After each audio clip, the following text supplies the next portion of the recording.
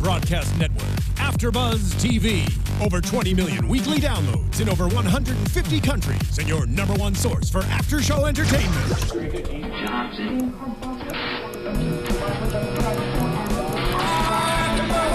AFTERBUZZ TV, the destination for TV superfans, producing after-shows for over 300 of your favorite TV shows, interviewing celebrities and showrunners, and bringing you behind-the-scenes exclusives. All thanks to E! Entertainment's Maria Menounos, producer Kevin Undergaro, and internet leader Akamai. Now, let the buzz begin! Hey everyone, I'm your host Danica Kennedy, and thank you for joining us for the Spotlight on interview. We have Armando Leduc in the studio with us today. Yay! Thank you for joining us. Thank you for having me.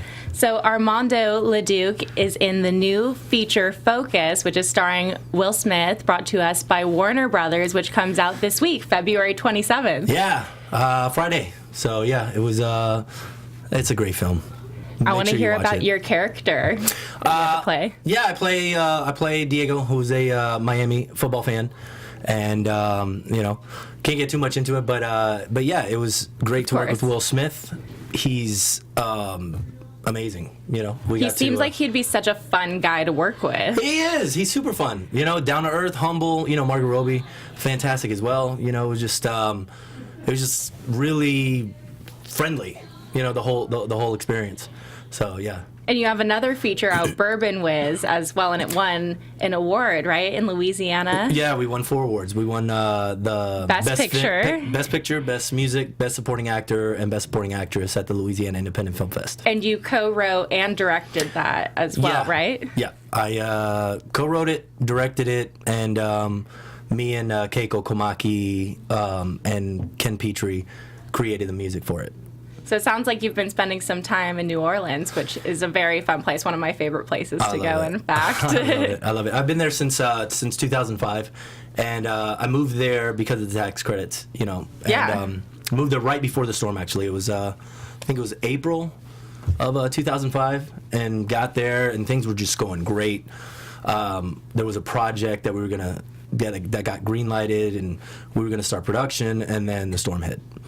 Aww. And so, yeah, ended up going back to Georgia, and then I came back to Louisiana about a month later, and was just like, what can I do to kind of help, So you helped rebuild after Katrina? Yeah, I mean, I spoke. That's amazing. I was actually on my way out. I was on my way,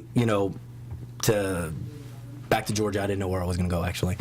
And I saw the Superdome. There was a bunch of construction workers out there with a company called Belfour, and I just kind of stopped, one of the guys, and I was like, "Look, I live here. I'd like to, help rebuild." And he was like, "Give me 1 sec. What can you do?" And I was like, "Oh, I speak Spanish. I've, managed before." And like 15 minutes later, I had a job. They put me up in a hotel, and wow, yeah. That's amazing. I've only visited there post Katrina, and the city still looks amazing. I mean, they really cleaned it up. You can't tell now. It's crazy. It's been a few years. They did a really good job. Yeah, absolutely. And and it just keeps getting better and better.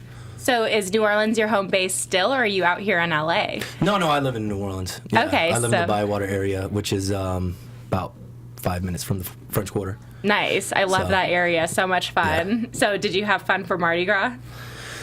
Who? Hey, it was just last week, right? Yeah. I'm a musician as well, so I played Bourbon Street for years. Do you sing? Yeah, I sing. And you dance. And I dance, yeah. Ladies, you hear that? Triple threat here in the studio. Watch out. That was back in the day. Wow. And in Augusta, Georgia, I had a dance studio called A&E Dance Studio. Nice. And we taught swing, Latin, and ballroom. Cool. And and that's actually where I got my start with acting, which was with the Augusta Players. I did a lot of shows with them. Did Evita and Godspell and Little Shop of Horrors and lots of musical theater stuff. I love it. I'm so into that as well. I'm a dancer. I do more like ballet and things like that. Sounds like you're into the ballroom stuff mainly, but a little bit of everything. Waltz, yeah. Multi-talented. I haven't been able to get a chance to dance enough, because acting and everything. But I'd love to, whenever I can go to the salsa clubs, I'll do that.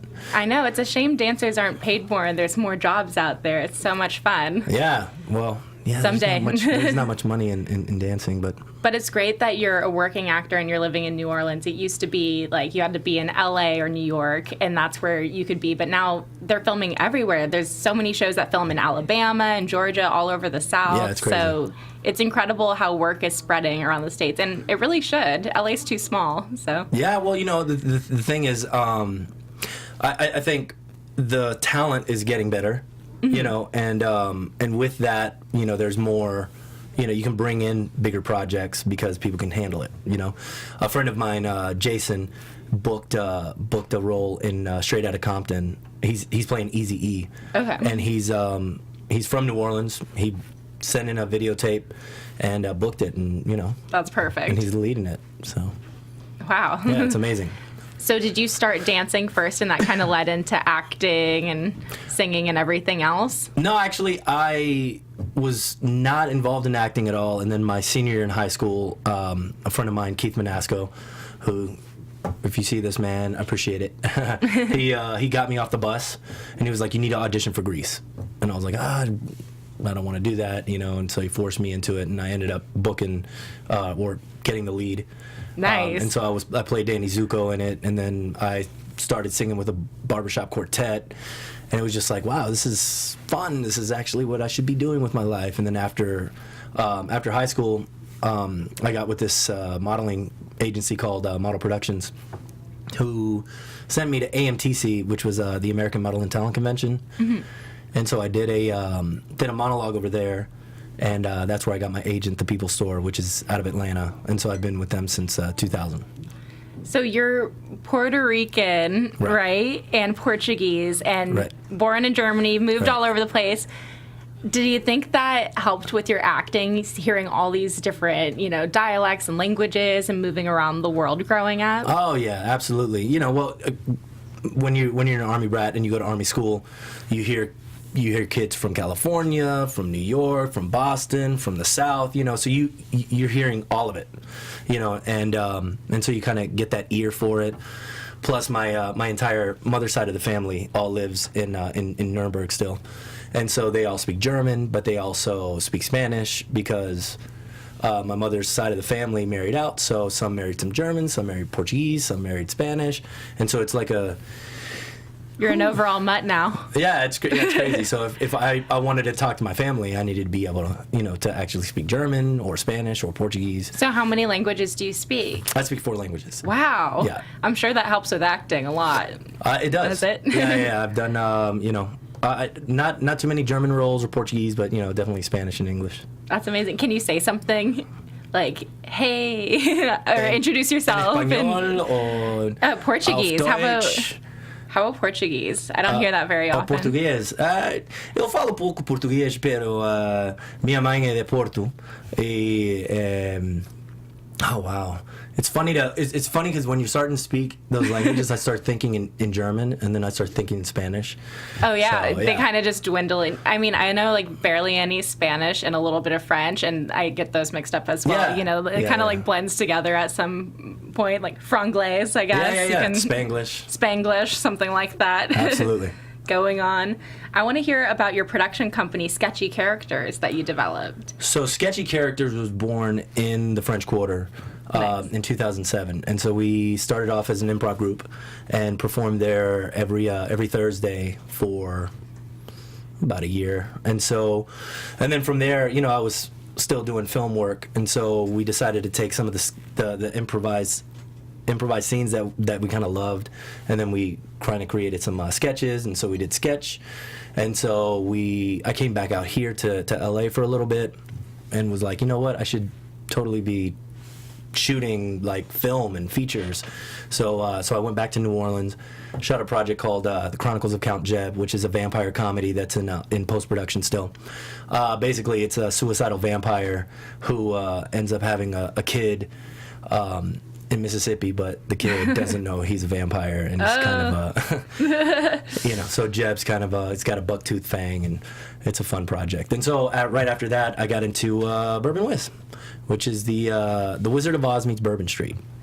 That sounds like an exciting movie or TV show. Well, it TV started show off, series? Yeah, it started off as a series, started off as a web series, and then I just felt like it was a better story told just all the way through. So we just kind of finished it that way, edited it all together as one piece. And, oh man, it was a lot of work. It was about 3 years in the making. And it's on the Dish Network now, right? Yeah, we got picked up by Dish starting in January.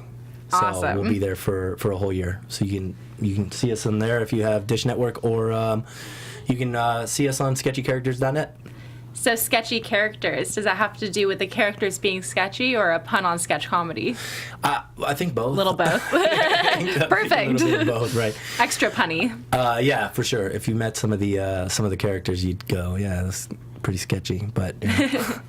But yeah, it's a fun. It's all the projects that we've been working on are comedies, except for the one that I'm working on right now, which is kind of a drama, and it's called Heart. It's a boxing movie that kind of takes place in New Orleans, but it's a Nicaraguan boxer who ends up, crossing the border, and it just kind of deals with Hurricane Katrina, but from a Latino perspective.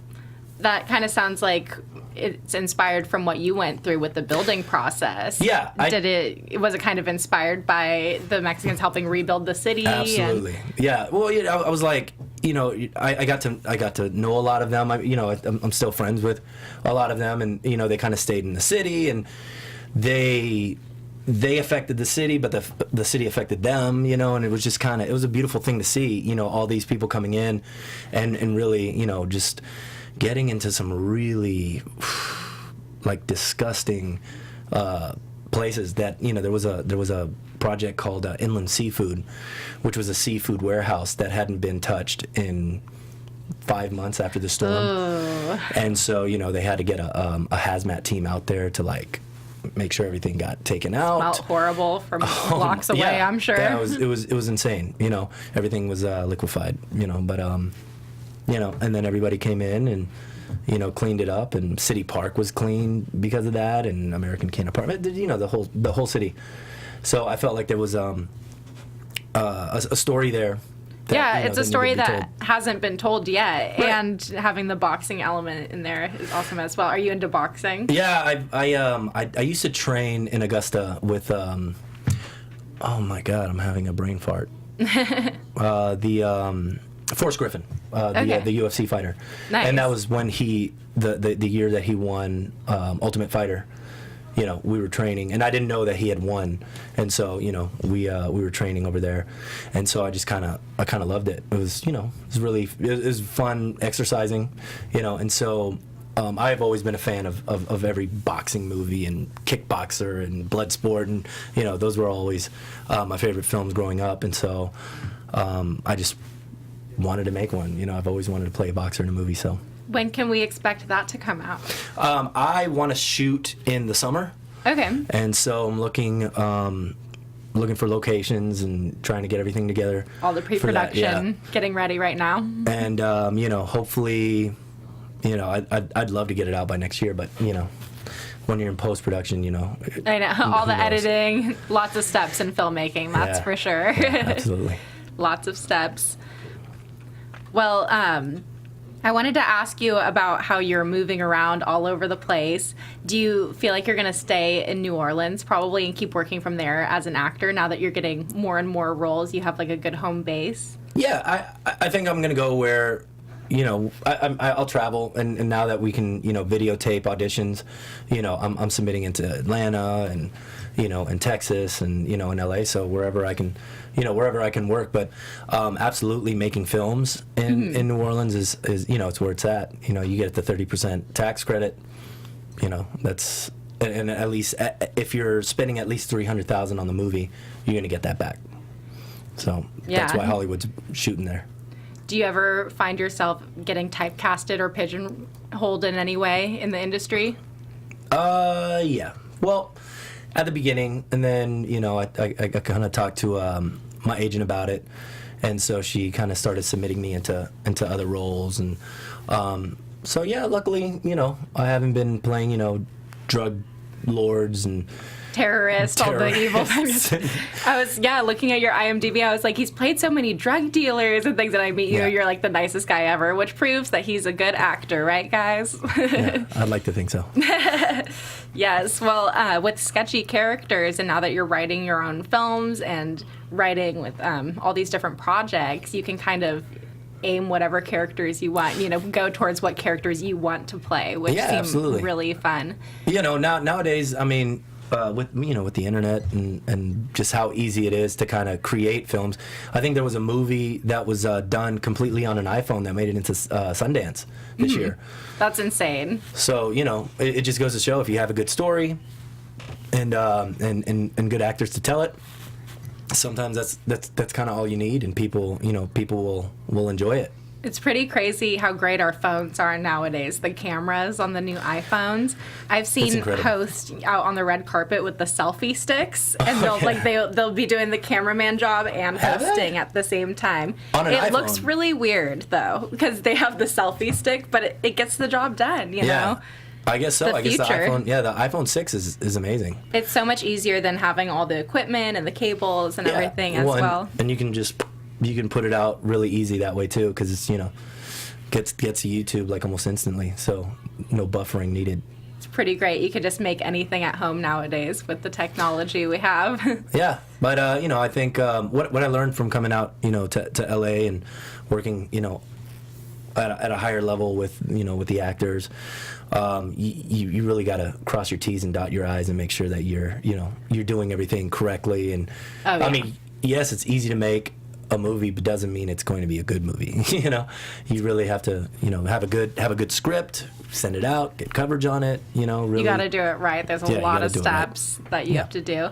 So you are a very talented person. You're dancing, you're singing, you're acting, and in acting, it sounds like you've done musical theater and sketch comedy and all these different types. Yep. Do you have a favorite kind of type? Kind of character? Of acting. Like, do you like improv more than musical theater? Or oh, man. It's have kind of a preference? It kind of goes in waves. Sometimes I really enjoy improv. And, actually on most sets that I've been on, like when I did When the Game Stands Tall and... Mutants and Flesh Wounds and all these other movies. The director kind of just let us go, and we were able to improvise. Do your own thing. Yeah, so it was a lot of fun. Yeah, so I kind of like that. But then I love the fact that you can get on, a theater project for about 3 months and really rehearse and know your lines, and there's music and there's an orchestra, there to play with you while you're saying. I mean, that's a different experience altogether. It's so different, especially if you're doing it on stage instead of in front of a camera. You have to project more, and it's definitely a different energy when you have people watching, that kind of connection. But then you get that instant gratification of, this, Yeah. When you make a movie, after you get done 3 years later, you don't even remember. You're like, oh yeah, I did that. Yeah. It's coming out now. Yeah. Hopefully I look okay. Hopefully I wasn't in an awkward phase. I know, right? Yeah. You're like thinking of everything over again. Yeah, exactly. But yeah, this I'll tell you, this project right here was really like a labor of love. It really took so much time and effort, and all the actors that were involved with this project were fantastic, and the musicians, Aaron Neville. Yeah. His son, Jason Neville, is singing on it. Okay. A bunch of great New Orleans musicians like the Brassaholics are on there, Derek Freeman. So, it's just a great, I feel like a great New Orleans piece, and told through a unique way. Through the Wizard of Oz, except the French Quarter becomes Oz. I'm so interested how that night goes in the end. Yeah, you should. You'll see it. This copy's for you. So. Oh, thank you so much. I'm expecting like the Wizard of Oz to be some voodoo lady or something for some reason. Yeah. I mean, no spoilers yet. You guys have to go and get it yourself and check it out. Yeah, check us out. SketchyCharacters.net for sure. So are you an actor in it as well? You wrote and directed it, or co-wrote. What was your character?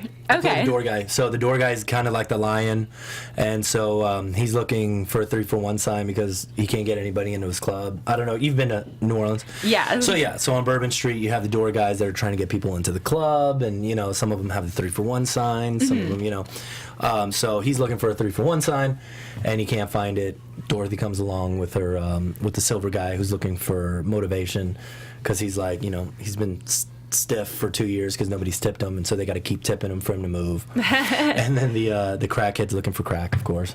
So I feel like I've seen all those characters on Bourbon Street at some point. You probably have. The characters of Bourbon Street. Well, it sounds like such a good film. I can't wait to watch it because I love New Orleans so much. It sounds like such a perfect little encompassment of the city. How was your Mardi Gras moment? Oh, I got a little too drunk, let's be honest, but it was really fun. It was totally different than I expected. I ate a ton of beignets. The food in New Orleans is amazing, and the live music, and I thought it was going to be a bunch of girls just like flashing the whole time, but they throw beats to everyone. It's like more family, like, I mean, not on Bourbon Street, but like the whole city is participating in this huge festival, and I didn't really realize that till I went and experienced it. Yeah, it's awesome. Did you It's so went much to the parades fun. and stuff? Oh yeah, I went all out and about everywhere, and it was pouring down rain, which kind of made it crazier and more fun because no one cared. They're just like running around in costumes and in their masks with their feathers wilting.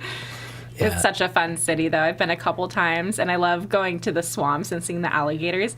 Those things are crazy, by the way. Yeah, we shot I shot Flesh Wounds out there, which is a movie I did with Kevin Sorbo, and we were out kind of in the swamp area, and there's just alligators right here. So luckily we had stunt guys out there, kind of pushing them away. All right, let's go, shoot. That's scary because they're like dinosaurs that still exist, basically. Yeah, They'll for sure. come up and eat you. I mean, maybe not. Yeah, but they're not really they're not really too interested in eating humans unless I'm such a Californian. I'm like, they're gonna eat me.